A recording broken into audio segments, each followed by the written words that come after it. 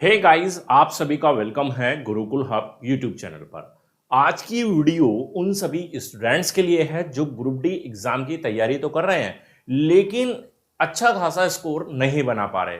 मतलब ये है कि वही 40, 45, 50 के आसपास का ही स्कोर कर पा रहे हैं। तो आज की इस वीडियो में मैं बिल्कुल आपको बताऊंगा कि कैसे आप अपने स्कोर को इंक्रीज कर सकते हैं ग्रुप डी एग्जाम की तैयारी में।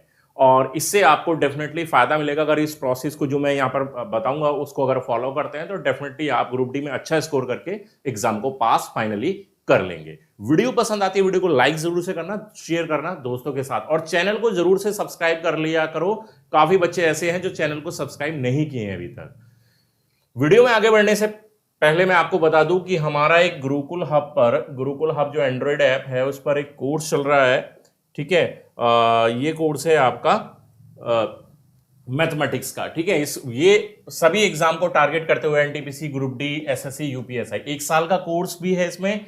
एक साल का 12 महीने का 599 रुपए में है, 4 महीने का 299 और 1 महीने का 99। अगर आपको लगता है कि थोड़ा सा भी डाउट है कि कोर्स अच्छा है या नहीं है तो आप 1 महीने का भी परचेज कर सकते हैं। इसमें आपको वीडियो सेशन मिलेंगे, सभी कंप्लीट टॉपिक्स के लाइव क्लासेस मिलेंगी आपको। ठीक है, साथ ही सारा कंटेंट आपको पीडीएफ में भी मिलेगा ताकि आप रिवीजन अच्छे से कर पाए। तो जो भी बच्चे अभी तक इस कोर्स के साथ नहीं जुड़े हैं, मैथमेटिक्स में वीक हैं या मैथमेटिक्स में ठीक ठाक है बट स्कोर नहीं कर पा रहे हैं, तो उनके लिए कोर्स बनाया गया है। लिंक डिस्क्रिप्शन में है जहां से आप ऐप को डाउनलोड कर सकते हैं और स्टोर में जाकर, स्टोर ऑप्शन में जाकर आपको ये कोर्स मिल जाएगा। हालांकि इस कोर्स का लिंक भी मैंने डिस्क्रिप्शन में दे रखा है। Gurukul hub official Android app है, उसको आप डाउनलोड कर लीजिए। तो चलिए हम अपने मेन टॉपिक पर आ जाते हैं। हमारा जो टॉपिक है आज का कि स्कोर कैसे करें। ठीक है, अगर हम बात करें जी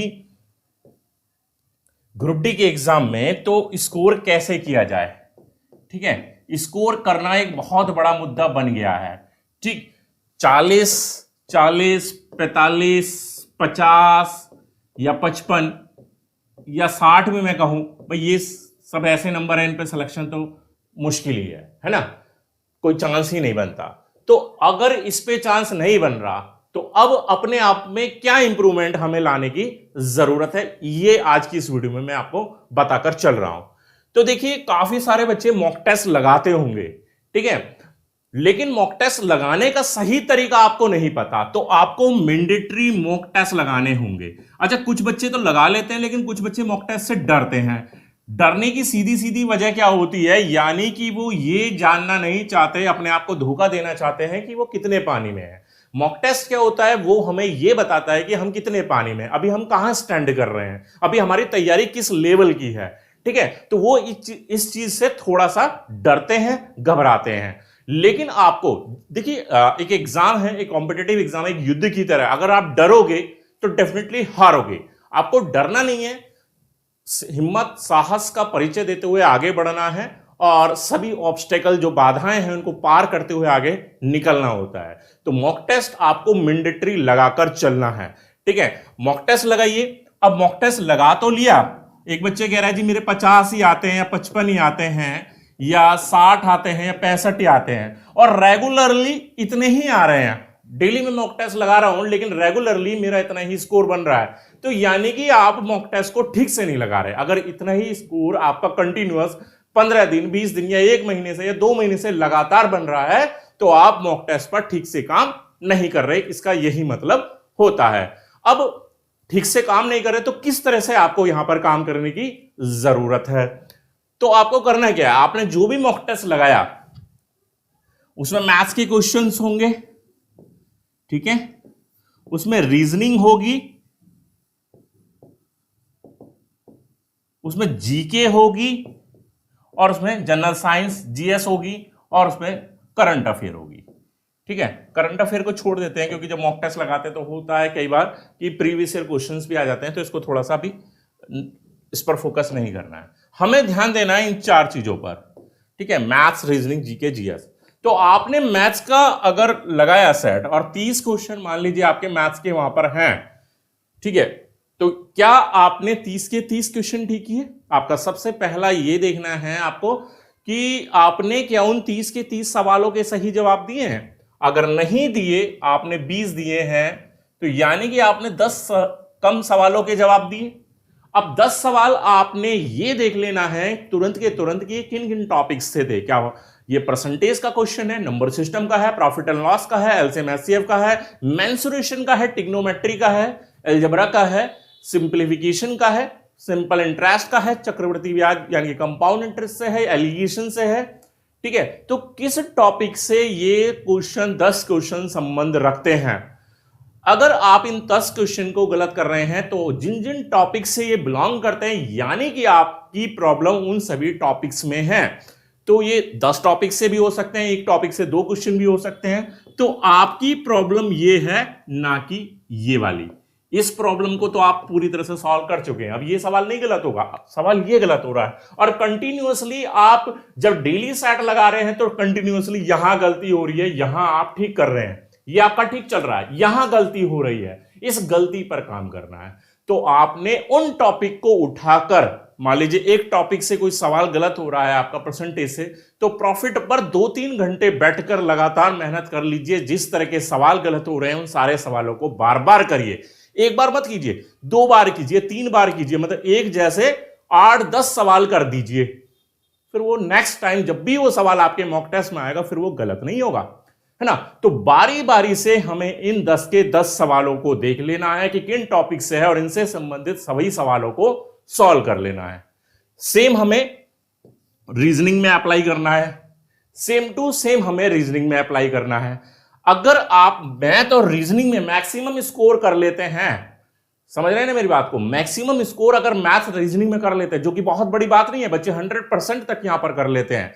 तो अगर इन 2 सब्जेक्ट में आपने 100% या उसके आसपास 95% तक स्कोर कर लिया तो आपका एग्जाम पास करने की संभावना बहुत ज्यादा प्रबल हो जाती है उस कंडीशन में। तो ये तो आपकी समस्या होगी सॉल्व। अब आपको सेम जीके जीएस में भी करना है। जीके में देखिए कि आपने जो सवाल गलत किया, हिस्ट्री है, ज्योग्राफी है, पॉलिटी है, इकोनॉमी है या साइंस से सवाल गलत कर रहे हैं, और अगर वो सवाल गलत हो रहा है तो कौन से टाइप का सवाल है। हिस्ट्री से मान लीजिए सवाल गलत हो रहा है तो क्या मौर्य काल है, गुप्त काल है, ठीक है, चालुक्य वंश है या मुगल साम्राज्य है, या फिर हम पढ़ते हैं 1857 की क्रांति, वहां से संबंधित सवाल है, गवर्नर जनरल से संबंधित सवाल है।